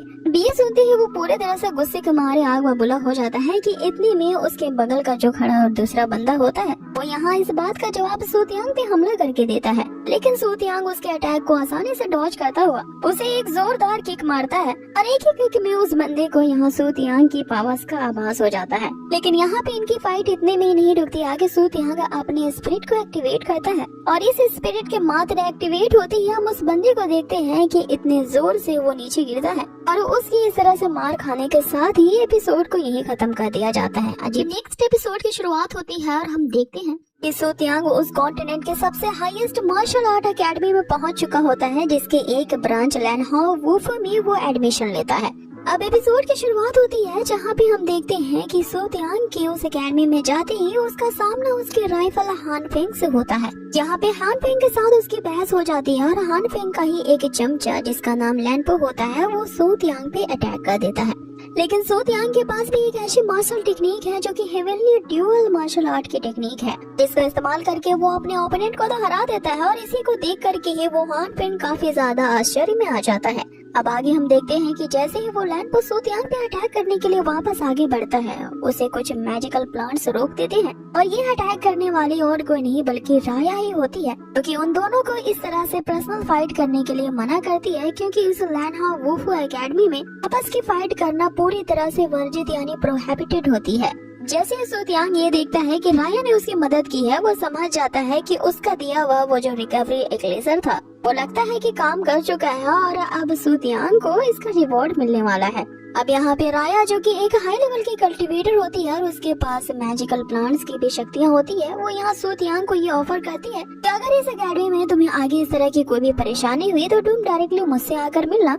आगे हान फेंग को हम देखते हैं कि वो अपने चमचे को वहाँ से लेकर के चला जाता है। अब जो राया होती है वो पूरी जिन फैमिली की तरफ से यहाँ सू तियांग को थैंक्स कहती है, क्योंकि उसके दिए गए रिकवरी पिल से उसके ग्रैंडपा पूरी तरह से हील हो चुके हैं। इसी चीज की रिवॉर्ड के लिए राया ने यहाँ पे सुतियांग को एक स्टार गोल्ड कार्ड दिया होता है। ये कार्ड इतना ही ज्यादा यूनिक होता है कि इसकी टोटल अमाउंट सुन करके यहाँ सुतियांग के तो होश ठिकाने रह जाते हैं। साथ ही राया के फादर ने यहाँ और भी ज्यादा खुश होकर के उसके रिवॉर्ड के साथ साथ उसे एक्स्ट्रा मनी भी दी होती है। टोटल इस कार्ड के अंदर 500,000 गोल्ड कॉइन्स होते हैं। साथ ही उसी एक्स्ट्रा में 2 लाख गोल्ड कॉइन्स भी दिए जाते हैं। अब सुतियांग तो उसे लेने में जरा भी हिचकिचाता नहीं, क्योंकि उसके आने वाले प्रैक्टिस को कंटिन्यू करने के लिए उसे बहुत सारे कल्टीवेशन रिसोर्सेज खरीदने होते हैं। इसीलिए वो अपने आगे की प्रैक्टिस करने के लिए इन पैसों को रख लेता है। अब अगले सीन में हमें सुतियांग को दिखाया जाता है जो कि उसी खास कमरे में अपने कल्टीवेशन की प्रैक्टिस कर रहा होता है। सुतियांग ने अपने बनी को यूज करके जिन कल्टीवेशन रिसोर्सेज को खरीदा होता है उसी का यूज करके वो यहाँ पे कल्टीवेट कर रहा होता है। और अब सुतियांग अपने वॉरियर रेल्म के 6 स्टार लेवल पे पहुंच चुका है। आगे कल्टीवेशन करने के बाद वो सीधे उस एकेडमी के मेस में जाता है जहाँ उसे बहुत ही अच्छा खाना सर्व किया जाता है। ये देख के सुतियांग काफी ज्यादा हैरान रह जाता है। इस तरह से ही नहीं, इस पूरे एकेडमी को हाईएस्ट रैंक मिला है क्योंकि यहाँ पे ये लोग अच्छा खाना भी सर्व करते हैं। अब आगे पेट पूजा करने के बाद सुतियांग फिर से अपनी कल्टीवेशन की प्रैक्टिस में लग जाता है, क्योंकि उस एकेडमी में बस एक ही काम होता है, बस खाओ और कल्टीवेशन करो, खाओ और कल्टीवेशन करो। सुतियांग इस कॉन्टिनेंट का सबसे नंबर 1 एल्केमिस्ट मास्टर बनना चाहता था, तो इसके लिए सबसे पहले उसे अपनी फ्लेम को काबू में करना था। इसी फ्लेम को मास्टर करने के लिए वो अपने एंसेस्टर द्वारा इनहेरिटेंस की गई उसी प्रीवियस लाइफ की मेमोरी को याद करता है। आखिर उसके एंसेस्टर ने, जो कि एक एक्लिसर गॉड थे, अपनी फ्लेम को अचीव करने के लिए उन्होंने किस तरह से प्रैक्टिस की थी। टोटल उस फ्लेम को कैप्चर करने के लिए इसके 9 लेवल्स होते हैं। और अगर सुतियांग अपनी फिजिकल स्ट्रेंथ के साथ साथ अपनी स्पीड में अच्छा तालमेल बैठाए तो वो इस फ्लेम के 9th लेवल पे पहुंच सकता है और अपने वायलेंट एब, जो कि उसका स्पिरिचुअल फ्लेम मास्टर है, उसे एक्टिवेट कर सकता है। और अब अपने एंसेस्टर के इसी मेमोरी को यूज करते हुए यहाँ पे जो सुतियांग होता है वो अपने 9th लेवल के फ्लेम के जो स्पिरिट मास्टर होते हैं उसे एक्टिवेट करता है और उसके पावर्स को टेस्ट करता है, जिससे अब उसके अंदर जो ड्यूअल मेरिडियंस थे वो पूरी तरह से ओपन हो चुके थे। और अब हमें पता चलता है कि सुतियांग अपने वॉरियर रिल्म के 9th लेवल का कल्टीवेशन में ब्रेक थ्रू कर चुका है और अब उसे अपने मार्शल आर्ट रिल्म में प्रवेश करने के लिए सिर्फ एक स्टेप को ही ब्रेक थ्रू करना होगा। कि अब इतने में सीन चेंज होता है और अब सुसाकू एकेडमी में जितने भी अभी हाल फिलहाल में नए स्टूडेंट्स ने पार्टिसिपेट किया है सभी को बुलाया जाता है, क्योंकि उस एकेडमी के रिचुअल के हिसाब से वहाँ पे उन लोगों का एक छोटा सा फाइटिंग टेस्ट लिया जाएगा, जिसके कारण वहाँ पे सारे नए और पुराने स्टूडेंट्स इकट्ठा हो चुके थे और ये लोग उसी के बारे में यहाँ पे बातचीत कर रहे होते हैं। कि तभी यहाँ सुतियांग को एक छोटी लड़की आगे मिलती है जो कि उसी की ही फ्रेंड रहती है। इसका नाम शिशी होता है और वो भी सुतियांग की तरह ही एक फाइन एल्केमिस्ट बनना चाहती थी, इसीलिए उसने भी इसी सुजाकू एकेडमी में ही एडमिशन लिया है। अब आगे वहाँ पे एल्डर्स आते हैं और सुतियांग को 9 स्टार वॉरियर बनने के लिए उसे कॉन्ग्रेचुलेट करते हैं, क्योंकि सुतियांग ने ही यहाँ के सारे रिकॉर्ड्स तोड़ दिए हैं और वो एक ऐसा डिसिपल यहाँ पे बन चुका है जिसकी कल्टीवेशन की स्पीड काफी ज्यादा फास्ट है। और अगर उसकी स्पीड इसी तरह से फास्ट रही तो वो कुछ ही सालों में इस पूरे एकेडमी का जीनियस बन जाएगा, जिसके पास ड्यूअल हेवन लेवल के मार्शल आर्ट्स होंगे। अब ये जान के सारे स्टूडेंट्स उसे हैरानी से देखने लगते हैं, क्योंकि सुतियांग ही मात्र एक ऐसा डिसिपल है जो इस पूरे लैनहा वुल्फ के ब्रांच का अब तक की ट्रेनिंग रिकॉर्ड को उसने ब्रेक कर दिया है। अब आगे एल्डर उन सारे डिसिपल्स को उस फाइट के रूल्स के बारे में बताते हैं कि यहाँ पे नए पार्टिसिपेट हुए हर एक स्टूडेंट को सुजाकू एकेडमी के पुराने स्टूडेंट्स के साथ फाइट करनी होगी, ताकि वो यहाँ पे नए आए स्टूडेंट के पोटेंशियल देखने के साथ साथ ये भी रियलाइज करवा सके कि नए स्टूडेंट और पुराने स्टूडेंट के मैजिकल पावर के बीच में कितना गैप है। और जब तक नए स्टूडेंट इस गैप को नहीं समझेंगे तो वो अपने आप को इंस्पायर नहीं कर पाएंगे कि यहाँ पे बने रहने के लिए उन्हें काफी ज्यादा कड़ी मेहनत वाली प्रैक्टिस करनी होगी। जिसपे सुतियांग अब यहाँ इसी एल्डर से ये सवाल पूछ बैठा है कि अगर हम इनसे फाइट करेंगे और इन्हें मान लो कि हरा दिया जाए तो क्या हमें इसके लिए कोई रिवॉर्ड पॉइंट दिए जाएंगे। जिसपे सिक्स एल्डर से बताते हैं कि अगर नया स्टूडेंट ने पुराने स्टूडेंट को किसी भी हाल में बीट कर दिया, कि अब तक किसी ने भी नहीं किया, और अगर ऐसा कोई स्टूडेंट कर लेता है तो उसे 1000 पॉइंट्स एज अ रिवॉर्ड दिए जाएंगे। ये पॉइंट्स काफी ज्यादा वैल्यूएबल है और इन पॉइंट्स को कोई स्टूडेंट रिडीम कर सकता है ताकि वो अपने नई कल्टीवेशन रिसोर्सेज को खरीद पाए। लेकिन आगे एल्डर उन्हें ये भी बताते हैं कि इस पूरे सुजाकू एकेडमी की हिस्ट्री में अब तक कोई भी ऐसा नहीं हुआ है कि किसी ने भी इस लैनहा वुल्फ ब्रांच के किसी पुराने स्टूडेंट्स को मात दे दी हो। क्योंकि तुम लोगों का जिससे सामना होने वाला है ये मेरे पूरे लैंडहाउ मेंशन के काफी ज्यादा सिलेक्टेड स्टूडेंट्स हैं, जिन्हें इस पूरे एकेडमी में 9 सुप्रीम स्टूडेंट्स कहा जाता है। अब यहाँ पे सूतियांग की तरफ से एक और सवाल होता है 6 एल्डर के लिए कि अगर वो उन स्टूडेंट में से 2 स्टूडेंट्स को हरा दे तो क्या इसके लिए उसे 2000 पॉइंट्स का रिवॉर्ड मिलेगा। जिस पे एल्डर उसे हराने से देखते हुए ये कहते हैं कि क्यों नहीं, अगर तुम एक को भी हरा पाओ तो ये भी बहुत बड़ी बात होती है। आगे हम सूतियांग को उन्हीं ओल्ड स्टूडेंट में से अपने ओपोनेंट को चूज करता हुआ देखते हैं। वो यहाँ पे हान फेंग के साथ उसका चमचा जो लैंपो होता है उसे चूज करता है। अब सूतियांग ने इन दोनों को चूज किया होता है, इससे सारे लोग आपस में खुसर फुसर करने लगते हैं कि ये तो काफी घमंडी निकला सूतियांग, अपने आप को समझता क्या है। यहाँ के टॉप स्टूडेंट को इसने इतने एरोगेंट तरीके से यहाँ पे चैलेंज किया है।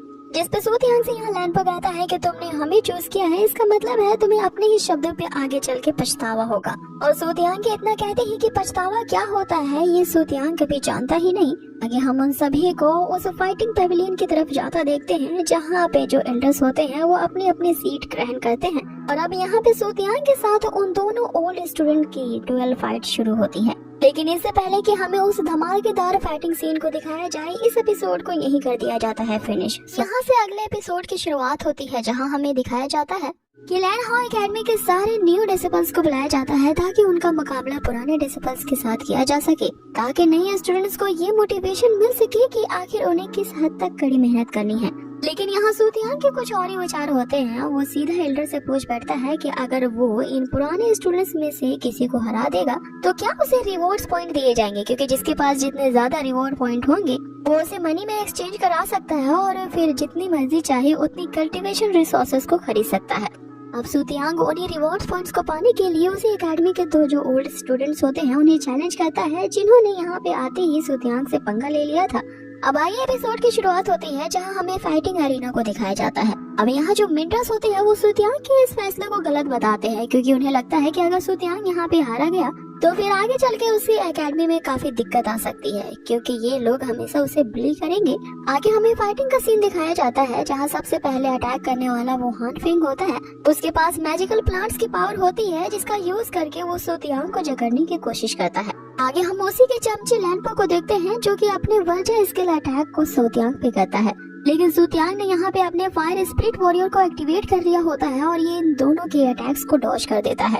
अब आगे बारी अटैक करने की सूतियांग की होती है और जैसे ही वो अपने फायर वॉरियर से इन दोनों पे अटैक करता है, ये दोनों एक ही साथ सूतियांग के मात्र एक ही पंच में वहाँ मात खा जाते हैं। जिसपे सूतियांग उसे कहता है कि तुम दोनों की बस यही औकात है और आज के बाद किसी नए स्टूडेंट से पंगा लेने की कोशिश मत करना।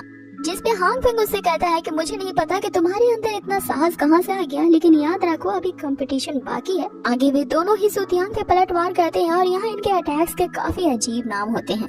आगे लैंपो अपने ज्वालामुखी फिस्ट का इस्तेमाल करता है। इसके हर एक पंच को सूतियांग काफी आसानी से मात दे देता है और यहाँ जिस तरह के वो मार्शल आर्ट्स की प्रैक्टिस कर रहा था, ये देखने में वाकई अमेजिंग लगता है। अब उसकी इसी स्किल को देख करके यहाँ मिंट्रस भी हैरान रह जाते हैं। वो 6 एल्डर से पूछ रहे होते हैं कि आखिर सूतियांग ने किस तरह के मार्शल आर्ट्स का यहाँ यूज किया है। जिसपे यहाँ 6 एल्डर उन्हें बताते हैं कि सूतियांग ने जिस मार्शल आर्ट लेवल का यहाँ पे यूज किया है उसकी मैजिकल पावर काफी हाई लेवल की है और इसी तरह से अगर उसने अपनी प्रैक्टिस जारी रखी तो मुझे लगता है कि वो सबसे हाईएस्ट लेवल जो कि जोन लेवल होता है उसके ऊपर पहुंच जाएगा। लेकिन अजीब बात यह है कि इस लेवल की प्रैक्टिस करने के लिए यहाँ पे सूतियांग को किसी न किसी एक्सपर्ट की गाइडेंस जरूर मिल रही है। अब हमें तो यहाँ पता ही है कि सूतियांग को यहाँ एक्सपर्ट लेवल की गाइडेंस कहाँ से मिल रही है, क्योंकि उसने अपने एंसेस्टर की मेमोरी को जो इनहेरिटेंस किया है। बाय द वे अब हमें फाइटिंग सीन को दिखाया जाता है, जहाँ पे हान फेंग सूतियांग का मुकाबला करने के लिए एक बहुत बड़ी ग्रीन फॉर्मेशन को एक्टिवेट करता है। इधर दूसरी तरफ लैंपो भी अपने स्पिरिचुअल स्किल के साथ तैयार था और ये दोनों ही मिलकर सूतियांग पे अटैक करते हैं।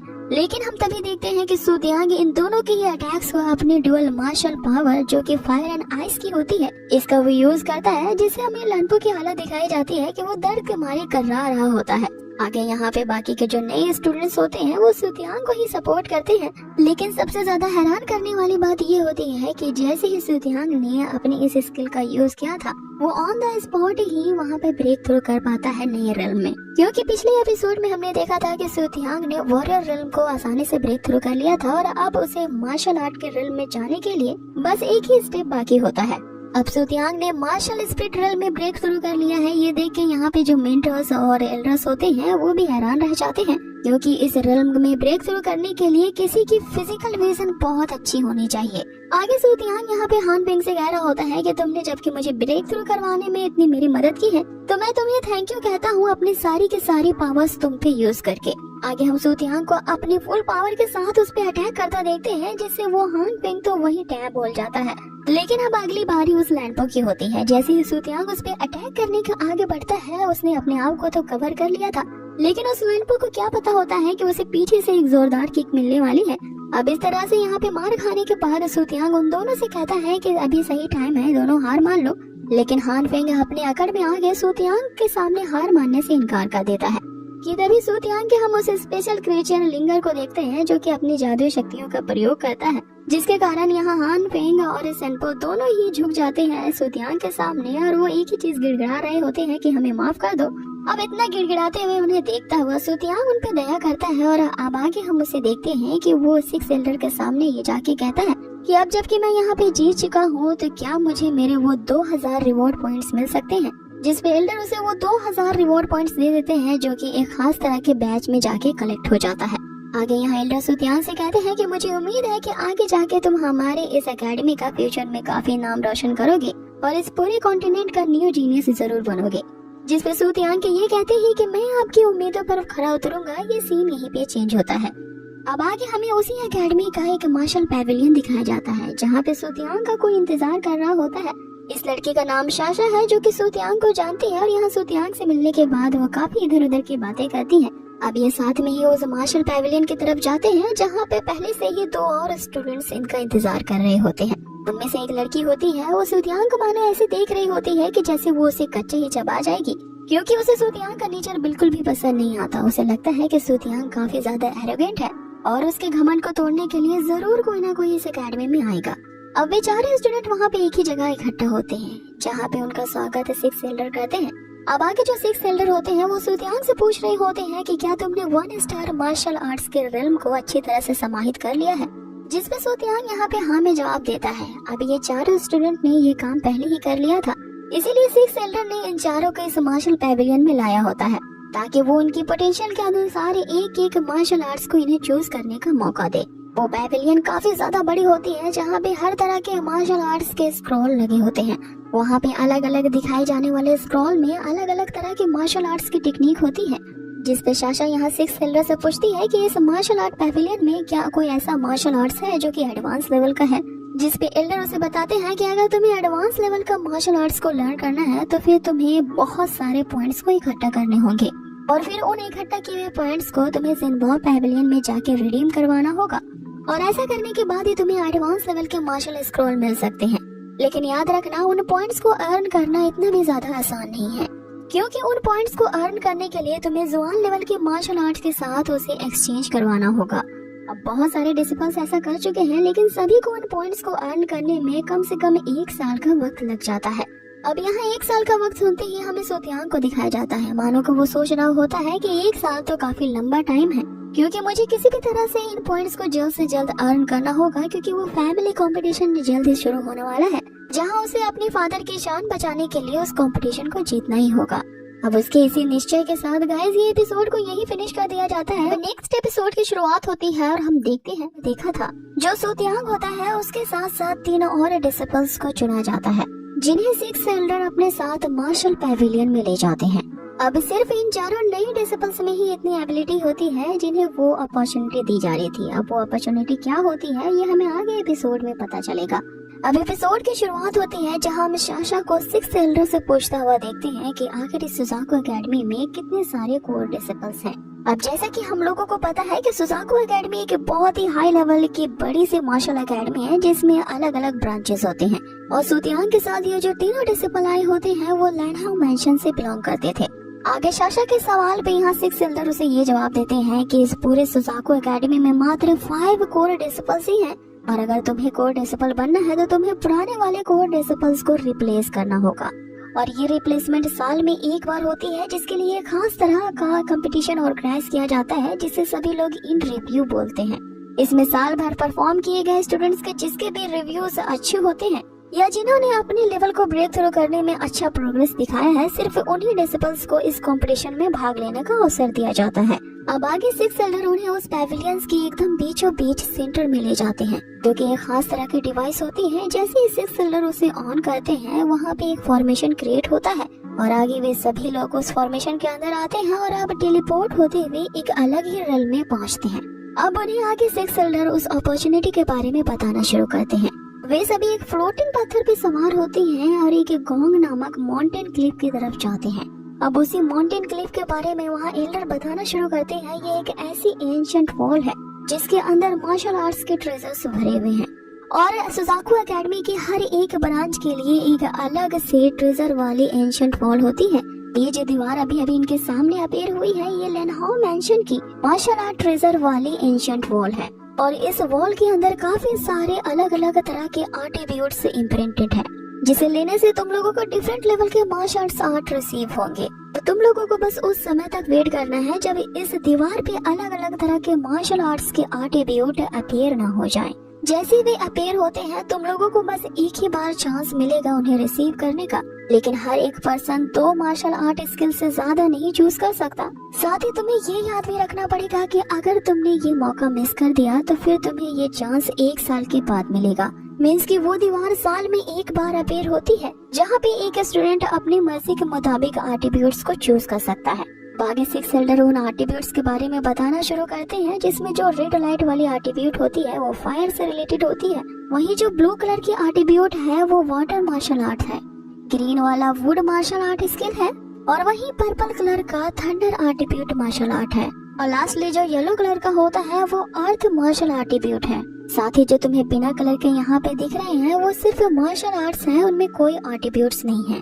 अब साथ ही उन्हें एल्डर ये याद दिलाते हुए कि तुम्हें अपने मार्शल आर्ट्स के आर्टिब्यूट्स के मुताबिक ही उन्हें चूज करना होगा, जिसपे यहाँ शाशा का ये सवाल होता है कि वो हाई लेवल के मार्शल आर्ट्स को कैसे पा सकती है, जिसपे एल्डर उसे बताते हैं कि इनमें से जो लाइट सबसे ज्यादा शाइन करेगी वही हाई लेवल की मार्शल आर्ट होगी।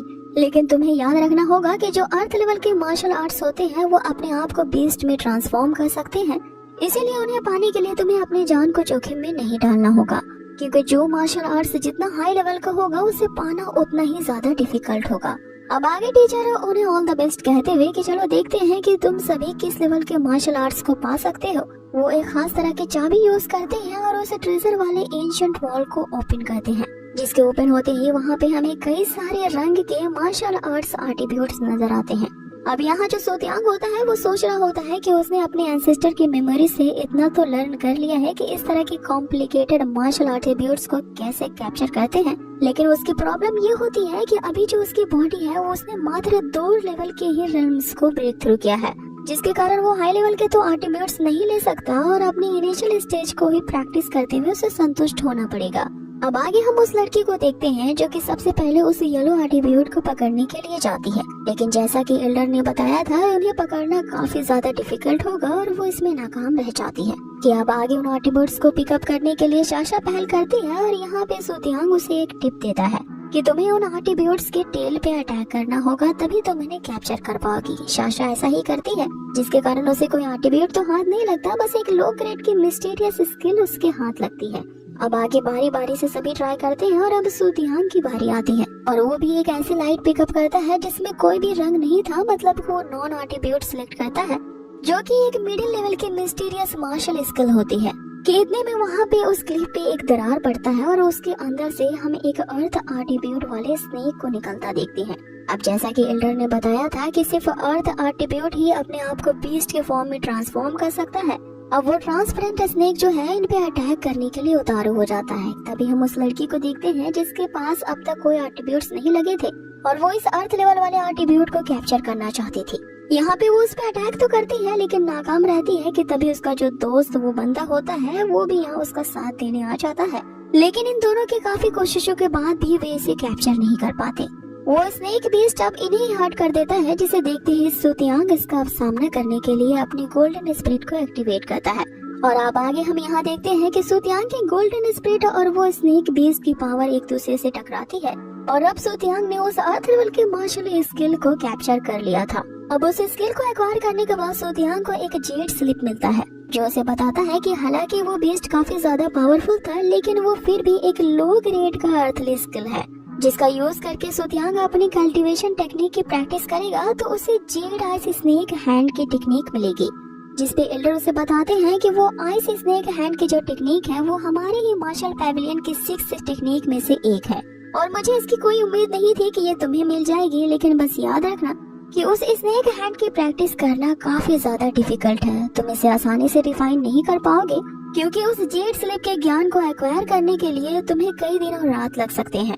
अब आगे टाइम बहुत कम होता है, इसलिए 6 एल्डर उन 3 बाकी डिसिपल्स को जल्द से जल्द अपना मार्शल आर्ट चूज करने को कहते हैं। और वहीं हम देखते हैं कि सुतियान ने पहले ही उसे एक्वायर कर लिया था और उस जेड स्लिप को ले करके वहाँ पे कल्टीवेशन शुरू करता है। इतने में बाकी के भी डिसिपल्स आ जाते हैं अपने अपने मार्शल स्किल्स को लेकर के, और यहाँ शाशा बताती है कि उसे शैडो स्टेप की स्किल मिली है।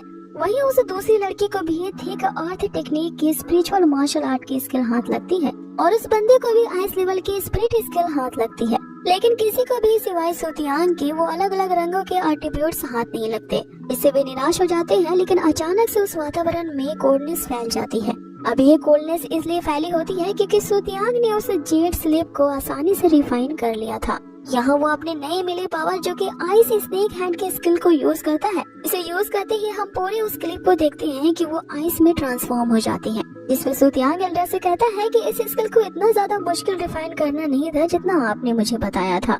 अब हम देखते हैं कि वहाँ पे टाइम अप हो जाता है और वो सभी उस जगह से बाहर निकलते हैं। आगे हमें एकेडमी का सीन दिखाया जाता है, जहाँ पे सुतियांग कुछ स्टडी कर रहा होता है कि तभी उसके पास राया आती है, और यहाँ वो सुतियांग से कहती है कि वो उसे एक जगह ले जाना चाहती है। अब उसके इतना कहती है। अब यहाँ पे एपिसोड खत्म होता है और हमें अगले एपिसोड में दिखाया जाता है, जहाँ पे राया उससे मिलने के लिए आती है और सुतियांग को अपने साथ किसी जगह पे चलने के लिए इनवाइट करती है। वो जगह एक रेस्टोरेंट होती है, जहाँ पे सुतियांग और राया को साथ आता देख करके आपस के लोग वहाँ खुसुर फुसुर करना शुरू कर देते हैं। आखिर हमारी इस अकेडमी की सबसे ब्यूटीफुल लड़की इस नए स्टूडेंट के साथ क्या कर रही है। अब आगे हम देखते हैं कि राया को सुतियांग और उसकी नकली के जो फियांसे रैंगशी होती है, इन दोनों पे शक हो रहा था। इसलिए इनके रिलेशनशिप के बारे में वो डायरेक्टली सुतियांग से पूछती है, क्योंकि कुछ दिन पहले रैंगशी की फैमिली जो कि मो फैमिली होती है, उसने राया को इनवाइट किया था। ये इन्वेस्टिगेशन वो लोग करवा रहे हैं कि रैंगशी और ये सुतियांग के बीच आखिर कौन सी रिलेशनशिप है, क्योंकि यहाँ पे राया को डर होता है कि कुछ ही दिनों में मो फैमिली यहाँ पे आ जाएगी इस लनहाउ सिटी में, और वो डेफिनेटली सुतियांग को ढूंढते हुए यहाँ पे आ रही है। जिसपे सुतियांग उससे वही बात बताता है जो कि रैंगशी ने उसे बताने के लिए कहा था कि वो मेरे बस एक फियांसे है और हम दोनों की फैमिली के मेंबर्स ने ही हमारी मैरिज को आपस में डिसाइड किया था, तो इस पे शक करने के लिए कुछ है ही नहीं। जिस पे राया उसे आगाह करती है कि इन दोनों फैमिली के बीच के मैटर को तुम जितना सिंपल समझ रहे हो वो उतना है नहीं, क्योंकि बिना मो फैमिली के अप्रूवल के तुम दोनों का साथ रहना इम्पॉसिबल है। जिसमें सुतियांग उसे कहता है कि तुम्हें इसकी चिंता करने की जरूरत नहीं है, क्योंकि मो फैमिली के मैटर को मैं और रैंगशी संभाल लेंगे।